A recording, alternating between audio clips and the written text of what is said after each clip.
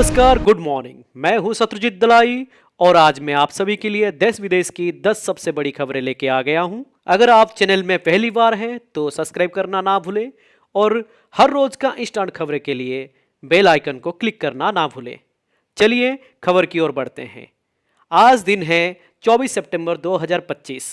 आज की पहली खबर, पाकिस्तान को भारतीय एयरबेस की सैटेलाइट तस्वीर दे रही थी यूरोपीय कंपनी, लेकिन इसरो ने पूरा गेम बिगाड़ दिया। पाकिस्तान बड़ा ही मजेदार मुल्क है, जंग का मैदान हो या क्रिकेट का। कितनी भी हारे लेकिन शक्ल से कॉन्फिडेंट ऐसा झलकता है कि मानो क्रिकेट में सेंचुरी और जंग में जीत दोनों उनकी डेली लाइफ का हिस्सा हो। अभी एशिया कप में शाहिदजादा फरहान गन सेलिब्रेशन कर रहे थे, बस जनाब को यह मालूम नहीं था कि उन्होंने बल्ला उल्टा पकड़ा है। ठीक वैसे ही पाकिस्तान एयरफोर्स के air vice marshal Aurangzeb Ahmed centre of gravity से भारत के जेट्स का पता लगाने का दावा कर रहे थे, और अब जो रिपोर्ट आई है उसके अनुसार एक बार फिर पाकिस्तान ने फिर से जंग में बड़ी गलती की और इंडियन एयरफोर्स द्वारा सेट किए गए छलावे को असली समझ बैठा। हाल ही में आई IDRW की एक रिपोर्ट में दावा किया गया है कि ऑपरेशन सिंदूर के दौरान पाकिस्तान को जर्मनी की एक संभवतः निजी सैटेलाइट इमेजनरी कंपनी से सैटेलाइट तस्वीर मिली थी। पाकिस्तान ने इस पर भरोसा कर लिया, लेकिन वो एक तरह का डिकॉय यानी छलावा साबित हुआ था। हालांकि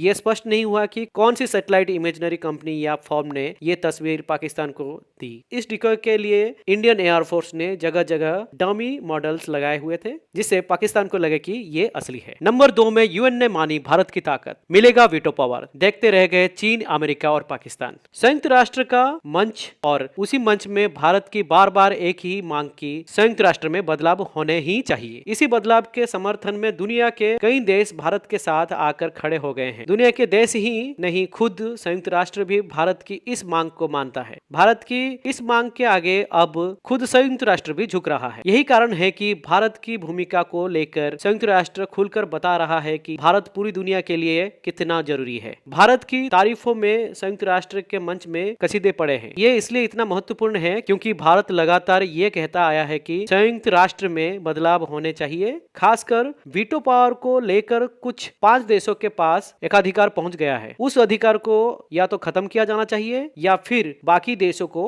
भी वैसी ताकत मिलनी चाहिए। नंबर 3 में EPF सब्सक्राइबर को तोहफा, अब आसानी से निकाल सकेंगे पैसा। जाने क्या कहते हैं नए नियम। फेस्टिव जीवन से पहले देश की बड़ी खुशखबरी सामने आई है। केंद्र सरकार कर्मचारियों की जेब ढीली करने की तैयारी में है। अगर आप भी अपने वेतन का हिस्सा प्रोविडेंट फंड में जमा करते हैं तो अब आपका पैसा निकालना पहले से कहीं आसान हो सकता है। सरकार जल्द ही EPFO के विड्रॉल नियमों को आसान बनाने जा रही है। इसका सीधा फायदा लाखों कर्मचारियों को मिलेगा, जिन्हें अब शादी, मकान खरीदने या बच्चों की पढ़ाई जैसे खर्चों के लिए कड़ी शर्तों का सामना नहीं करना पड़ेगा। सरकार के 2 वरिष्ठ अधिकारियों के मुताबिक EPFO सब्सक्राइबर्स को अब अपनी जरूरत के हिसाब से फंड निकालने की ज्यादा आजादी दी जाएगी। अभी तक PF का पूरा पैसा केवल रिटायरमेंट की उम्र 58 साल पूरी करने पर या फिर 2 महीने से ज्यादा समय तक बेरोजगार रहने पर ही निकाला जा सकता है। इसके अलावा शादी, मकान या बच्चों की पढ़ाई के लिए PF से पैसा निकालने पर कई शर्तों और समय सीमा लागू होती है। मौजूदा नियमों की मुश्किलें। शादी के लिए विड्रॉल फॉर्म, कम से कम 7 साल नौकरी करनी जरूरी, तब जाकर आपको 50% तक पैसा निकाल सकते हैं। मकान खरीदने या निर्माण के लिए 3 साल की नौकरी पूरी होनी चाहिए, तब जाकर आपको 90% विड्रॉल की इजाजत है। बच्चों की पढ़ाई के लिए 7 साल नौकरी के बाद ही 50% तक PF विड्रॉल का ऑप्शन मिलता है। यानी कर्मचारियों को अपने ही पैसे तक पहुंचने के लिए कई साल इंतजार करना पड़ता है। जो नया नियम जो बदला है, क्या बदल सकता है? एक रिपोर्ट के अनुसार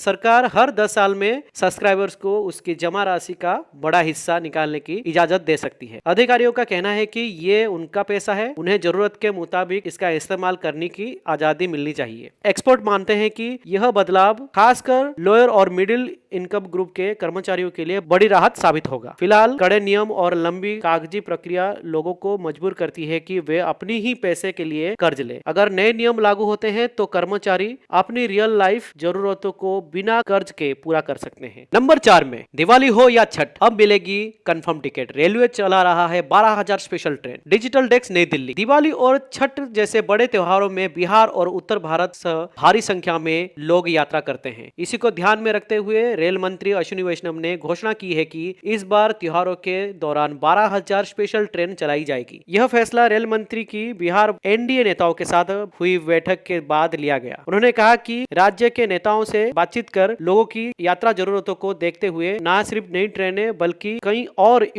परियोजनाएं शुरू की गई है। रेल मंत्री ने बताया कि त्योहार पर यात्रियों की भीड़ को देखते हुए 4 नई अमृत भारत ट्रेन शुरू की जाएगी। ये ट्रेन दिल्ली, गया, सहरसा, अमृतसर, छपरा, दिल्ली और मुजफ्फरपुर, हैदराबाद के बीच चलेगी। इसका मकसद जनरल क्लास के यात्रियों को बेहतर सुविधा देना है। दिल्ली में हुई बैठक में बिहार एनडीए के नेताओं ने रेल मंत्री से त्योहारों की तैयारियों की समीक्षा की। इस दौरान उन्होंने राज्य के यात्रियों की सुविधाओं पर खास ध्यान देने का आग्रह किया। नंबर 5 में दम है तो भाजपा से अकेले होकर लड़े चुनाव, तेज प्रताप ने चिराग पासवान को दी चुनौती। बिहार इलेक्शन 2025 आरजेडी प्रमुख लालू प्रसाद यादव के बेटे तेज प्रताप यादव परिवार और पार्टी से निकाले जाने के बाद से लगातार चर्चा में बने हुए हैं। चुनाव की तारीखों के ऐलान से पहले तेज प्रताप चुनावी तैयारियों के बीच तेज प्रताप ने विपक्षी नेताओं पर हमला तेज कर दिया है। 23 सितंबर 2025 मंगलवार को लालू के बड़े तेज प्रताप ने सीधे दिवंगत नेता रामविलास पासवान के बेटे चिराग पासवान को सीधी चुनौती दे दी है। तेज प्रताप ने चुनौती दी है कि अगर दम है तो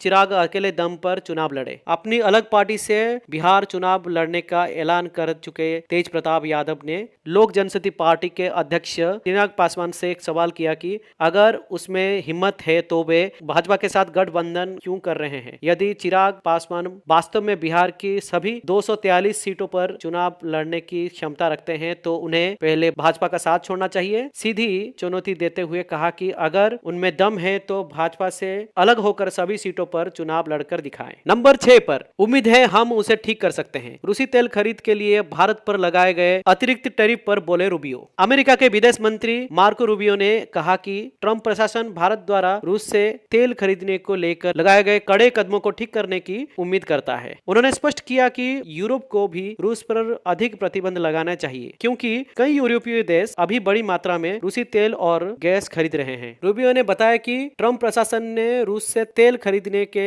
चलते भारत पर अतिरिक्त 25% टैरिफ लगाए हैं। इसके बाद भारत पर अमेरिका द्वारा लगाए गए कुल शुल्क 50% तक पहुंच गए हैं, जो दुनिया में सबसे ज्यादा माने जा रहे हैं। रूसियों ने कहा कि राष्ट्रपति ट्रंप पहले ही कई बार पुतिन की नीतियों पर अपनी गहरी नाराजगी जता चुके हैं। उन्होंने कहा कि ट्रंप युद्ध शुरू करने वाले नहीं हैं, बल्कि उसे खत्म करने की कोशिश कर रहे हैं। नंबर 7 में क्या है स्वदेशी प्लेटफॉर्म जोहो, जिसे रेल मंत्री भी रहे इस्तेमाल, माइक्रोसॉफ्ट और गूगल को देगा टक्कर। केंद्र मंत्री अश्विनी वैष्णव ने जोहो को इस्तेमाल करने और उस पर स्विच करने की बात कही है। अश्विनी वैष्णव ने अपने सोशल मीडिया प्लेटफॉर्म एक्स पर एक ट्वीट में जोहो को लेकर जानकारी दी है। एक्स हैंडल पर एक वीडियो शेयर करते हुए लिखा है, मैं जोहो पर स्विच कर रहा हूं, जिसमें डॉक्यूमेंट एक्सेस करने, प्रेडिक्ट और प्रेजेंटेशन के लिए वो स्वदेशी प्लेटफॉर्म जोहो पर स्विच कर रहे हैं। अभी इन सभी कामों के लिए लोग ज्यादातर माइक्रोसॉफ्ट ऑफिस का इस्तेमाल करते हैं। उन्होंने आगे लिखा, मैं अभी से आग्रह करता हूं कि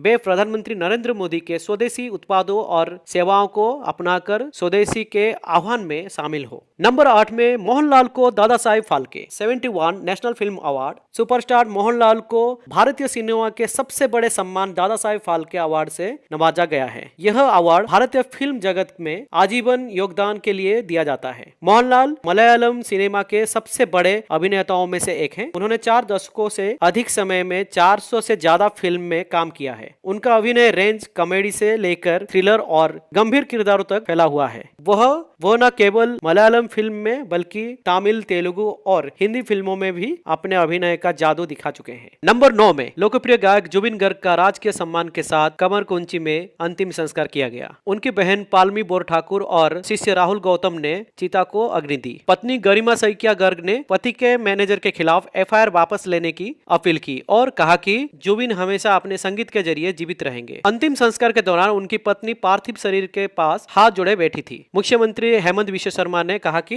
जुबिन हमेशा असम की आत्मा में जीवित रहेंगे। नंबर 10 में एशिया कप 2025 अगर हुआ ऐसा तो 28 सितंबर को एक बार फिर खेला जा सकता है Bharat Pakistan match. Asia cup 2025 में 2 बार भारत पाकिस्तान का आमना सामना हो चुका है। दोनों ही बार सूर्य कुमार यादव की कप्तानी वाली टीम इंडिया ने पाकिस्तान को हराया। मगर क्या आपको मालूम है कि एक समीकरण समीकरण बन रहा है जिसके कारण भारत पाकिस्तान के बीच एक बार फिर मैच खेला जा सकता है। आइए इस आर्टिकल में आपको उसी समीकरण के बारे में बताते हैं। 2 बार हो चुके हैं Bharat Pakistan match. Asia cup 2025 में भारत पाकिस्तान के बीच एक नहीं 2 बार मुकाबला हुआ है। दोनों ही बार टीम इंडिया ने पाकिस्तान को धूल चटाई शानदार जीत दर्ज की है। पहले तो लीग स्टेज पर भारत पाकिस्तान का आमना सामना हुआ था जिसमें टीम इंडिया ने 7 विकेट से जीत दर्ज की। वहीं फिर सुपर 4 में भी ये दोनों टीमें आमने सामने आई, जहां भारत ने एक बार फिर पाकिस्तान को हराकर एक शानदार जीत अपने नाम की। एशिया कप 2025 के सुपर 4 मैच खेले जा रहे हैं जिसमें भारत ने पहला मैच जीत लिया है, जिसके बाद अब फाइनल में पहुंचने के लिए टीम इंडिया के लिए एक जीत भी काफी होगी। वहीं पाकिस्तान के लिए भी अभी फाइनल के रास्ते बंद नहीं हुए हैं। यदि वो सुपर 4 में अपने बचे हुए दोनों ही मैच में बांग्लादेश श्रीलंका को बड़े अंतर से हराने में कामयाब होते हैं तो वो भी फाइनल में पहुंच सकते हैं। यदि ऐसा हुआ, भारत पाकिस्तान की टीमों ने फाइनल के लिए क्वालिफाई किया, तो 28 सितंबर रविवार को एक बार फिर फाइनल मैच में भारत पाकिस्तान के बीच हाई वोल्टेज मैच खेला जा सकता है। आज के लिए बस खबर इतना ही। कल मिलते हैं। धन्यवाद।